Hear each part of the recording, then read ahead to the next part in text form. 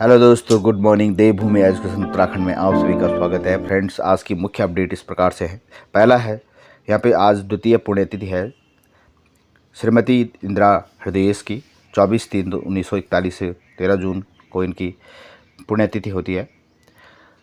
पहली अपडेट है, कनिष्ठ सहायक परीक्षा के चयनित अभ्यर्थियों की सूची जल्द होगी जारी। उत्तराखंड बेरोजगार संघ के प्रतिनिधिमंडल ने सोमवार को उत्तराखंड अधीनस्थ सेवा चयन के आयोग के अध्यक्ष GS मार्तुले से मुलाकात की। इस दौरान संघ ने कनिष्ठ सहायक के 757 पदों पर हुई भर्ती में चयनित अभ्यर्थियों की सूची जारी करने की मांग की है और आयोग के अध्यक्ष ने आश्वासन दिया कि इसी हफ्ते उक्त मांग पूरी की जाएगी। नेक्स्ट अपडेट है, कनिष्ठ सहायक भर्ती के 33 अभ्यर्थियों को राहत। उत्तराखंड लोक सेवा आयोग ने कनिष्ठ सहायक भर्ती के 33 अभ्यर्थियों को राहत दे दी है। इन अभ्यर्थियों ने प्रायोगिक और टंकण परीक्षा में अनुपस्थित के बाद एक और मौका मांगा था और आयोग के सचिव गिरिधारी सिंह रावत ने ये बताया है।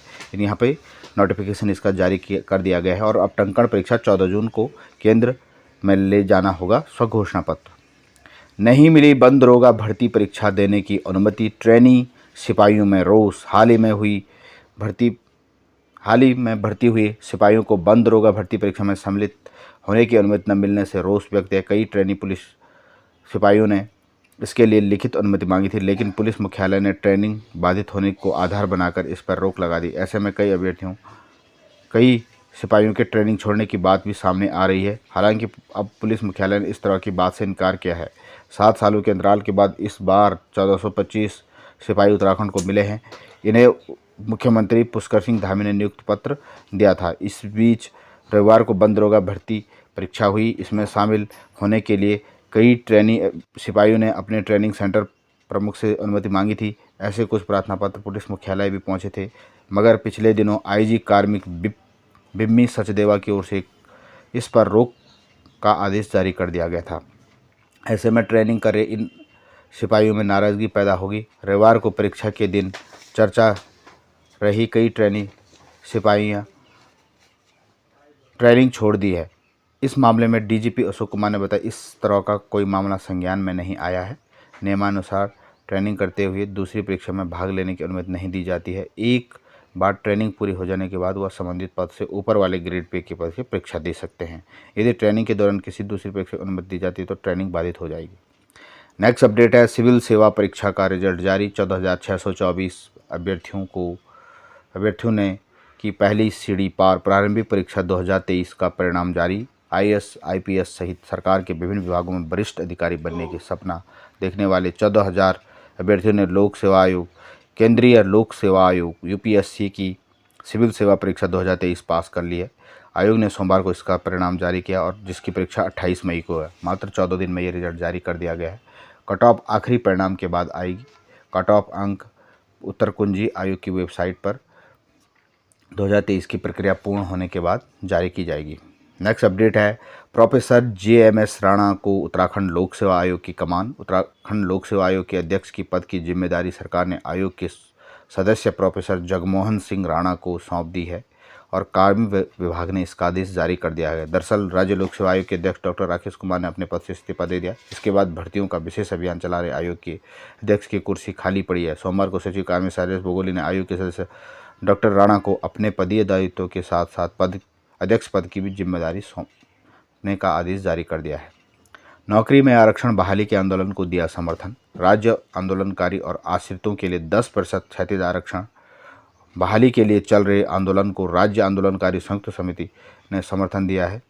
समिति के मुख्य केंद्रीय संरक्षक धीरेन्द्र प्रताप ने बताया है कि सरकार जल्द आरक्षण बहाल करे। आरोप लगाया कि मामले में सरकार को नौकरशाह को गुमराह कर रहे हैं। राज्य आंदोलनकारी आरक्षण बहाली की मांग को लेकर शहीद स्मारक पर धरने पर रहे। आंदोलनकारियों का कहना है कि सरकार उनके हितों की अनदेखी कर रही है।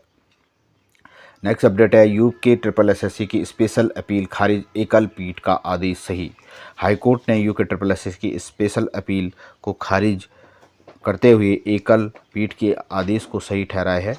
एकल पीठ ने कनिष्ठ सहायक भर्ती परीक्षा की मेरिट में रहे अभ्यर्थियों को प्रमाण पत्र सत्यापन और साक्षात्कार में शामिल करने के निर्देश आयोग को दिए थे।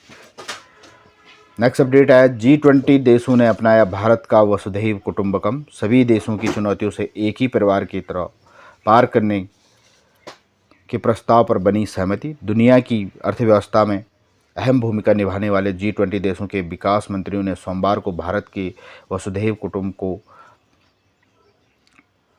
आत्मसात किया है और सभी तरह की चुनौतियों से एक परिवार की तरह पार कर पाने के प्रस्ताव पर मुहर लगाई है।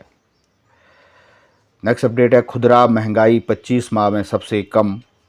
खाने पीने की वस्तुएं और ईंधन की कीमतों में नरमी से खुदरा महंगाई दर में घटकर मई में घटकर 4.25% रह गई है। उपभोक्ता मूल्य सूचकांक CPI पर आधारित महंगाई दर का यह 25 महीनों का निचला स्तर अप्रैल 2021 में 4.23% रही थी और राष्ट्रीय सांख्यिकी कार्यालय के आंकड़ों के मुताबिक मई में लगातार चौथे महीने खुदरा महंगाई दर में गिरावट आई है। तो आप देख सकते हैं यहाँ पे खाने पीने की वस्तुएं और ईंधन की कीमतों में नरमी का असर। 15 साल में पहली बार गेहूं पर भंडारण सीमा लागू। नेक्स्ट अपडेट है, कटहल उत्पादन। ये 5 राज्य देश भर में 60% से अधिक कटहल का उत्पादन करते हैं। इनमें सबसे ज़्यादा उड़ीसा में कटहल का उत्पादन होता है जो 16.63%, केरला में 14%, असम में 11%, पश्चिम बंगाल में 11%, छत्तीसगढ़ में 10%। तो ये थी वीडियो आज की। Thanks for watching video. जल्द मिलते हैं नेक्स्ट वीडियो में। थैंक्स, नमस्कार।